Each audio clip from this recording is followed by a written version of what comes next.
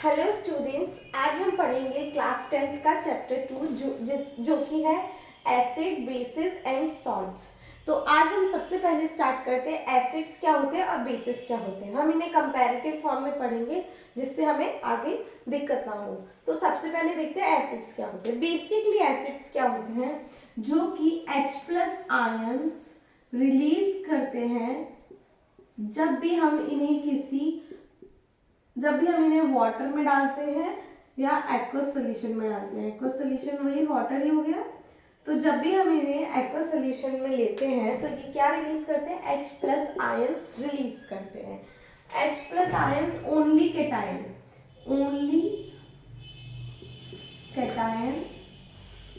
In aqueous solution. सिर्फ एक यही कैटायन हमें एक्वस सोल्यूशन में मिलेगा। इसके अलावा हमें कोई भी कैटायन एक्वस सोल्यूशन में नहीं मिलेगा। अगर हम किसी एसिड को डाल रहे हैं वाटर के अंदर तो हमें क्या मिलेगा, H+ आयंस मिलेंगे।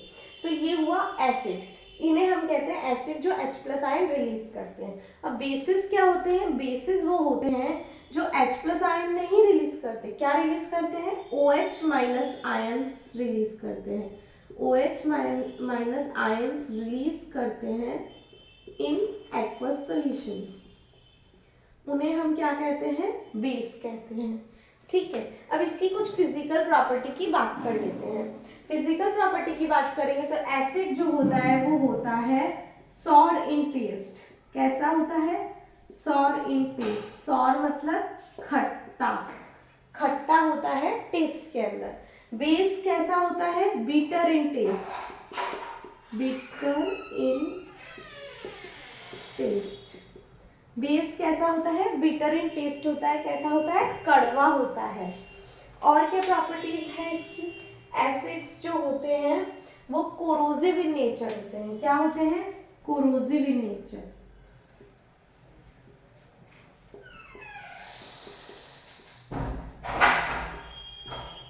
कोरोसिव का मतलब क्या है, कोरोसिव का मतलब ये है, अगर आप लैब में काम कर रहे हो और अगर आपने एसिड को टच कर दिया तो आपका हाथ जल सकता है और भी बहुत इंजरी हो सकती है। मतलब कोरोसिव होते हैं, एक्सप्लोसिव होते हैं, बहुत ज़्यादा हीट एनर्जी रिलीज करते हैं जिससे आपको बहुत सारी इंजरी हो सकती है। तो ये कोरोसिव इन नेचर होते हैं, सॉर इन टेस्ट होते हैं, हाइड्रोजन आयन रिलीज करते हैं किसी भी एक्वस सॉल्यूशन में।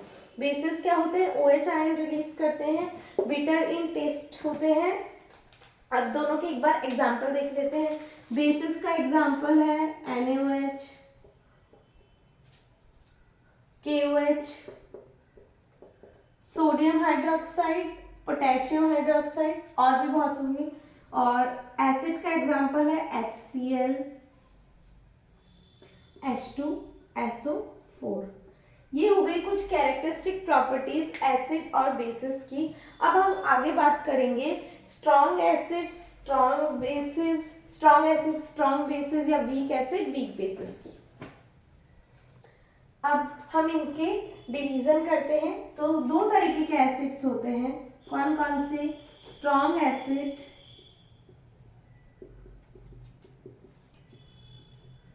और वीक एसिड। स्ट्रॉन्ग एसिड कौन से होते हैं, जो कंप्लीटली डिसोसिएट हो जाते हैं, कंप्लीटली डिसोसिएट्स इन वाटर।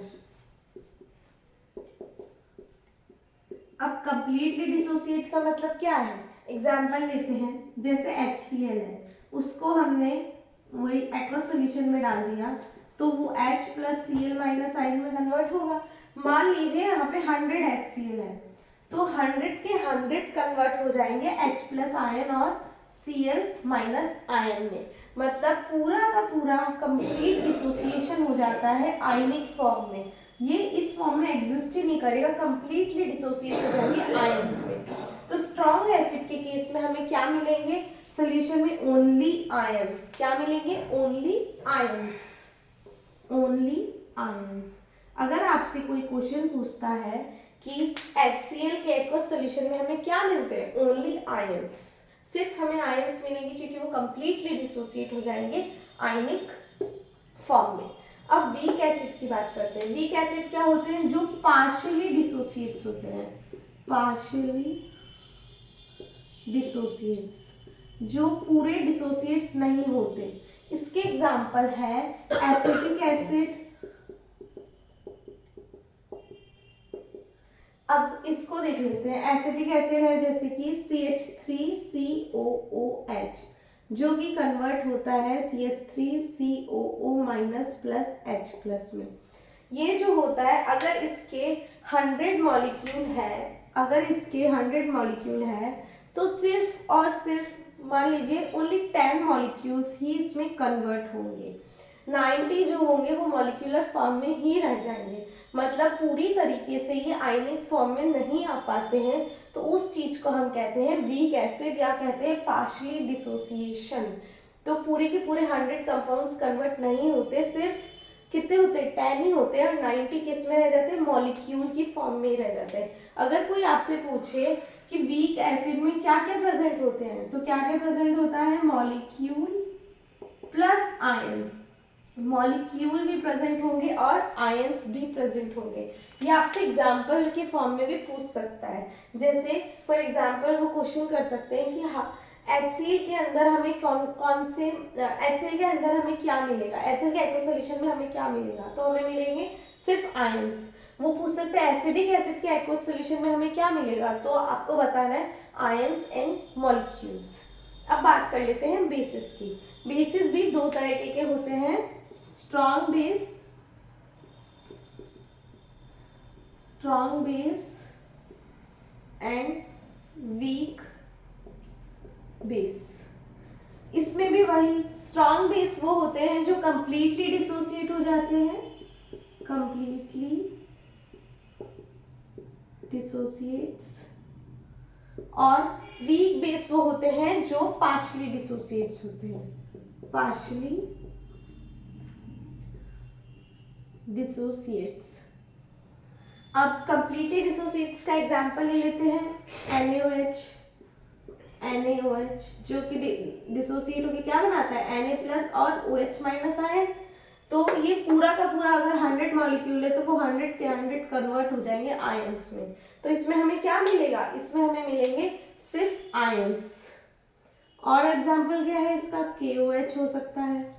और ये किस कैटेगरी में आते हैं? स्ट्रॉन्ग बेस में आते हैं, जो कि कंप्लीटली डिसोसिएट हो जाते हैं, और इसमें क्या मिलता है? सिर्फ आयंस मिलते हैं। वीक बेस की बात करते हैं जो कि पार्शियली डिसोसिएट होते हैं।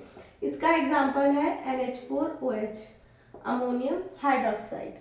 तो ये जब एक्वस फॉर्म में एक्वस सॉल्यूशन के अंदर NH4 प्लस बनाता है और OH माइनस बनाता है, तो ये पार्शियली डिसोसिएट होता है, जैसे कि एसिटिक एसिड हो रहा था। मतलब अगर ये 100 होंगे तो ये 10 ही कन्वर्ट होंगे, कंप्लीट कन्वर्जन नहीं होगा। मैं आइडिया बोल रही हूँ, 10 होंगे, हो सकता है 12 हो जाए, हो सकता है 14 हो जाए, तो बट ये पूरा नहीं होगा, 100 के 100 कंप्लीट नहीं होंगे। इसलिए इन्हें क्या कहा जाता है? Weak base.